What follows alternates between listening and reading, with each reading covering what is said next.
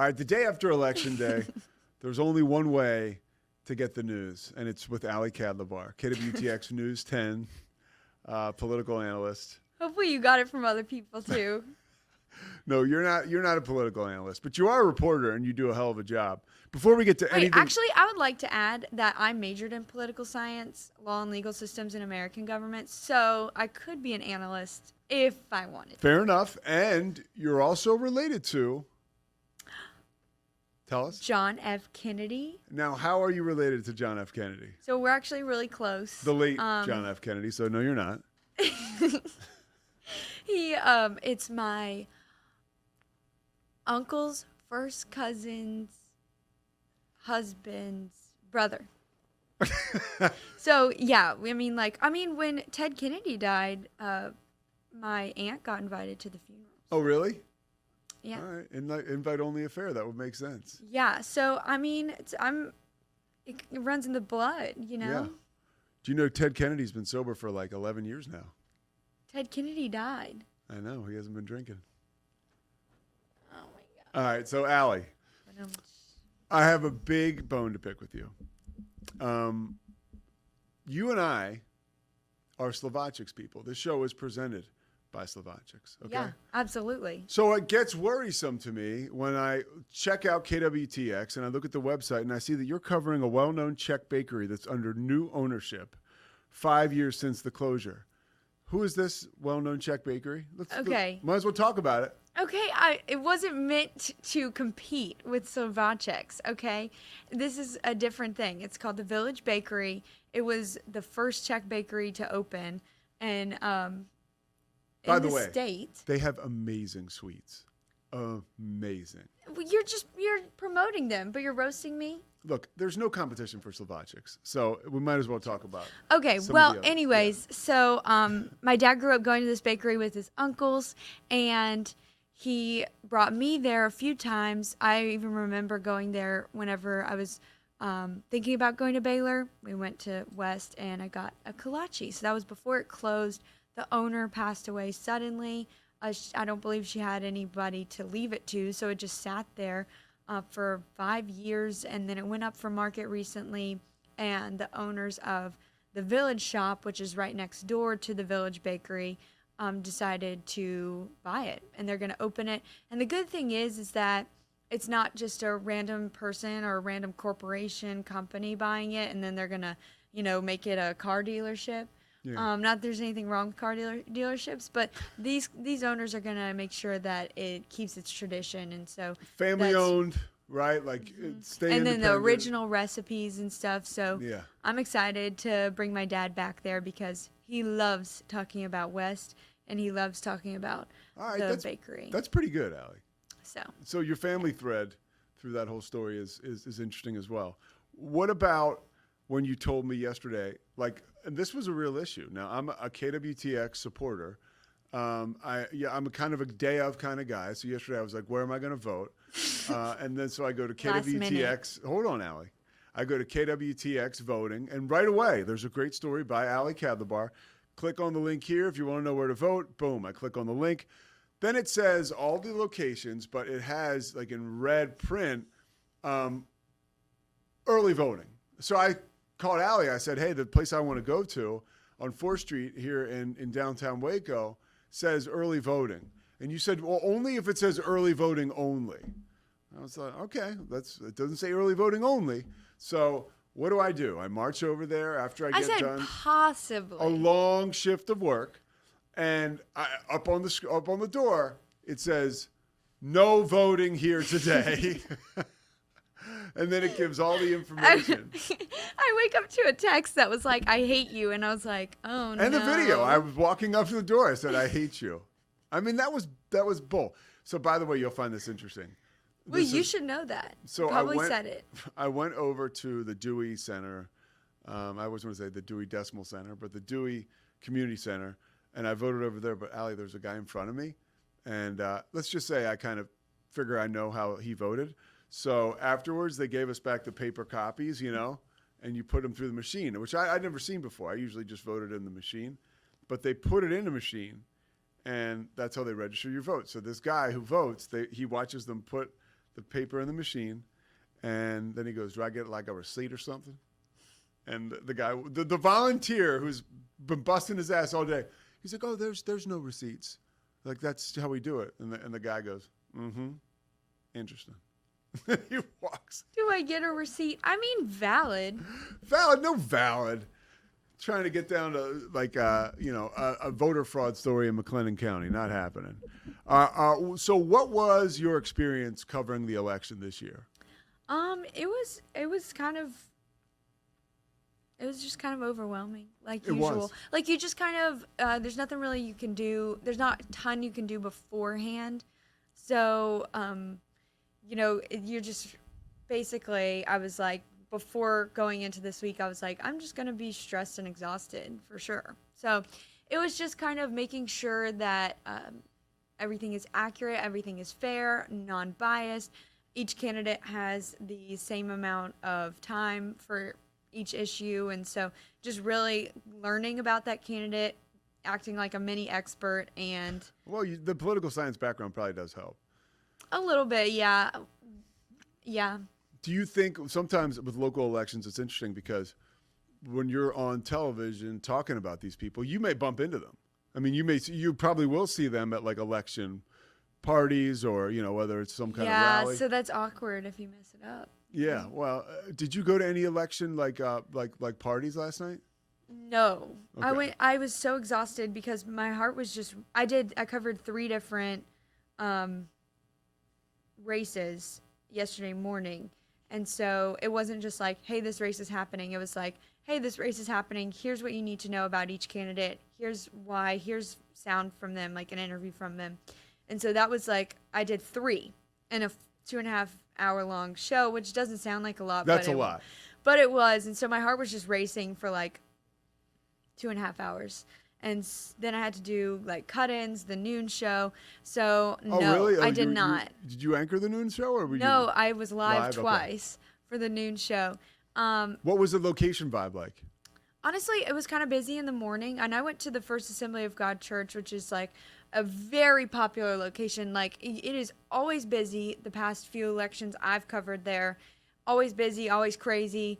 And it was fine. It was like there's kind of busy in the morning, but then when I went back there at noon, it was chill. Like Really? I was so confused why there was not more activity. Like at least a small line. No, it was like you could find parking spots, which was like so rare for Did that you get location. the impression that a lot of people voted early in Texas? Yeah, I think so. I think there are a lot of locations to vote, and you can vote anywhere in McLennan County. So maybe that's something. But I was really surprised. I was like expecting in my live shot. I was like, we can see this long line of people. This parking lot is packed. Like I can't even move.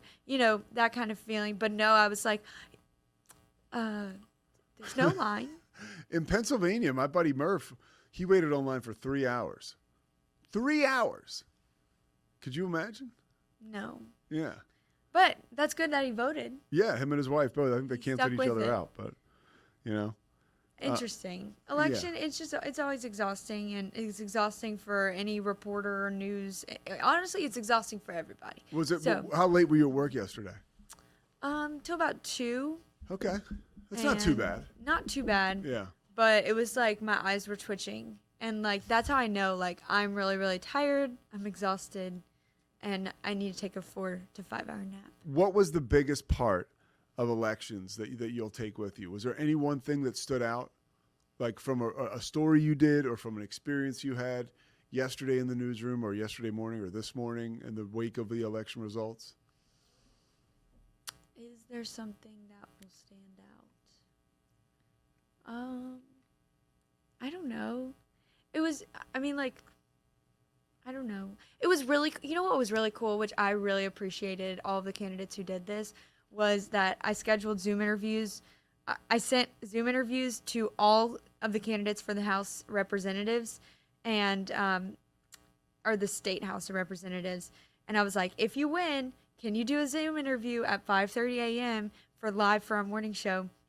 And so it all worked out where like I had a candidate, at 5:30. I had two candidates at 6. I had a candidate at 6:30, and they were live. We asked them questions. Like, I just think that is so cool. That reminds me of like national news. Like when Yes. the president comes. I mean, like that didn't happen this morning, but it's like when Yeah, you win something and then you go on the news the next day. Like that was so cool, and I so appreciated them waking up and doing that because, like, I don't know. So I'm proud of myself, but also like. It was just, I really appreciated them doing that for us. One thing that we're all a little disappointed in you for is, I know you had a run-in with the law recently. Almost. Why don't you walk us through it? Because I think you did. Okay. So, I was on my way to this small town in Texas. Called? Clifton. Oh, sure. Yes, love Clifton. The people there are really, really nice. And I'm doing a story about their bridge closure that they have. It's a 2-year bridge closure, and they're trying to tell people not to speed around it. The title of the story is Central Texas Police Crackdown on Drivers Using Bridge Detour Routes. Continue. Yes. So, like, people were speeding through this detour route. It's like, bumpy road, whatever. So they were like, don't do it. So that was my story. So I'm just like, I'm on my way to my live shot. I'm early. I'm just like trying to have a good morning. And I see a cop on my way there. It is 4:15 a.m. And I'm like, I don't think I was speeding, but I don't know. And then I see him pull out and I'm like, oh no. And so I slowed down a lot. And I was like, I am in the city limits of Clifton. I probably was speeding. And I was like, that feeling of like, maybe if I slow down enough, like they'll just like Just trying to will it away. Let me go. Yeah. No, the lights came on and I was like, oh no, like how am I going to explain that I'm about to do a story about how people shouldn't speed and I was speeding. And so basically the officer was so nice. And I was, you just see like this little blonde girl also he was checking the back of my trunk because I have a bunch of like camera equipment. And so he was like walking up like, what am I about to Ruth from Ozark. Yeah, he was like, what am I about to like, I don't know. And so I'm just like, hi, like I'm Allie, I'm with KWTX. I'm so sorry. Like, because I felt bad because like I was speeding, like. Let's go to the story, okay? This is the first graph. But in he gave Allie's me a story. warning. This is the first graph.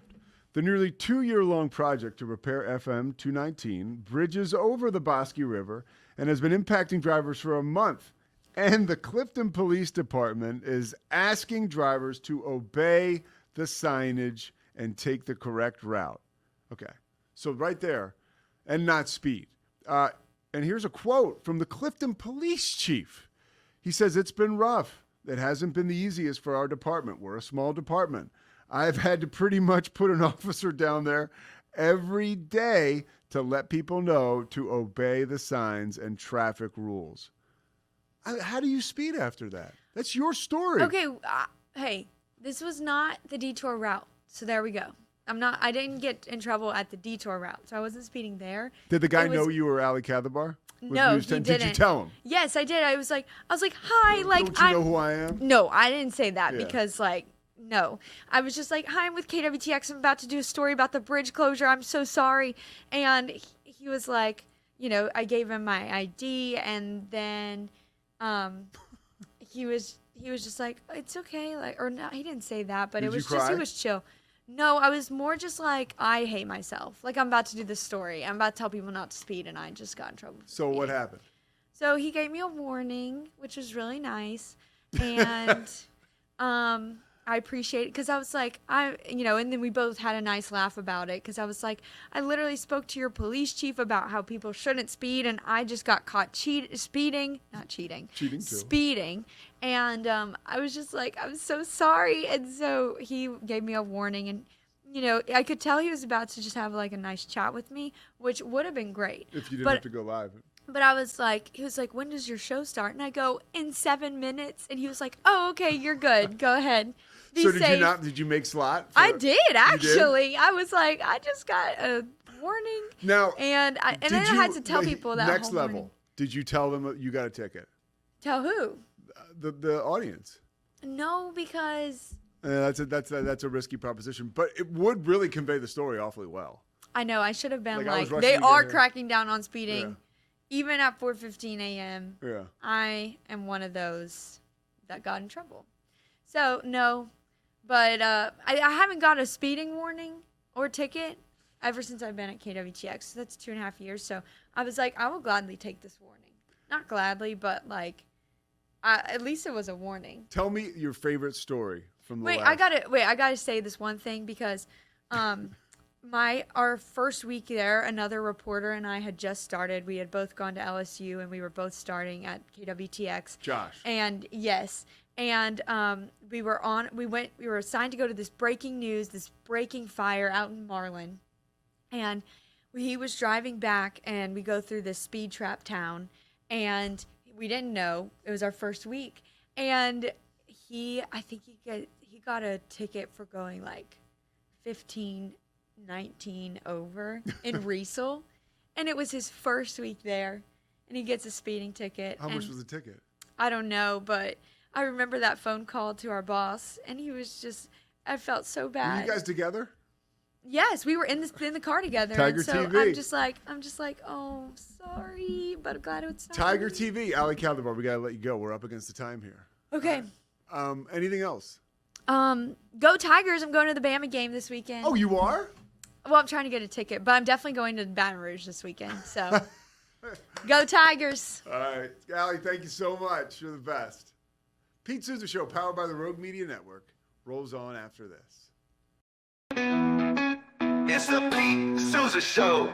Sports, Pete.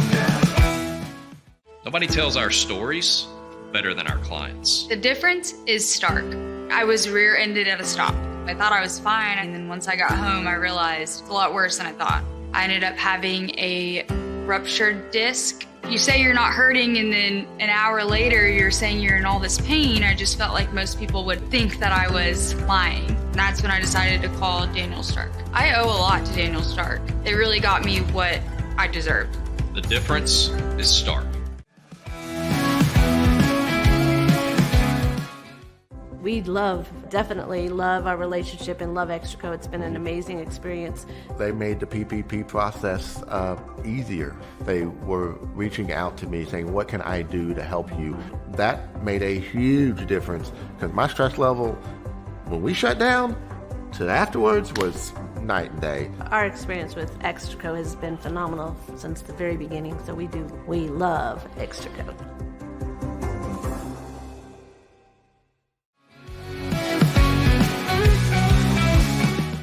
I mean, yeah, a new coach comes in, they're going to turn the roster. I think that's just we've got all these transfer portal stats and what Dion did and what Fritz has done. I mean, that's the deal, man. That's the game that's being played nowadays. Maybe a little bit unknown at quarterback. I mean, unknown to the rest of the world, but you know, he dove into the portal and got a guy who is super, super athletic.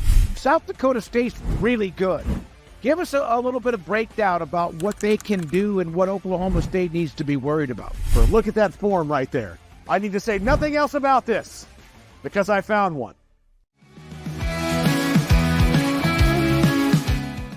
It is Matt Mosley, and it's the Obstructed View podcast, Rogue Media Network. I think they're learning that there's really no wonderful view of me. See, I feel like they think this feed's going to be really wonderful. There must have been no BS, like 20 scouts, 15 to 20 NBA scouts there to see him, and he was top 5. When your old number wasn't working, I went through various channels to track you down. So unfortunately, you can never get away from me. But I'm happy. Man. I'm happy to have you today. No, thanks for having me. And you know we always family, no matter where I'm at. All is right with the basketball world. God's gift to the game of basketball, the Boston Celtics are back in the NBA Finals, baby. I don't think the Mavs did anything special. They played well enough to win and win pretty good. You know what I mean? Yeah. I thought the Celtics didn't show up to play at all, and maybe if they showed some fight in the second half, they would have lost by 15 or so. Is he in the Red Sox Team Hall of Fame? He is also in the Red Sox Hall of Fame. Something about this guy being in the Team Hall of Fame. Yeah, I did. So, deserved it, man. Which seems like it fit.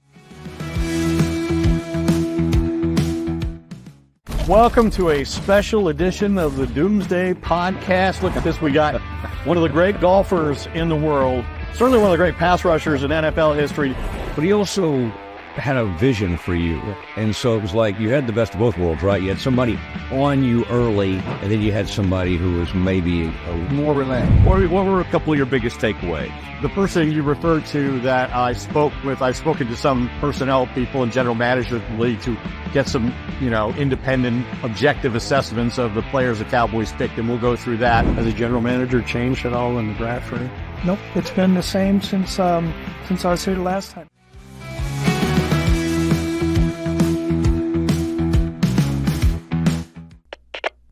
We are Rogue Media Sports.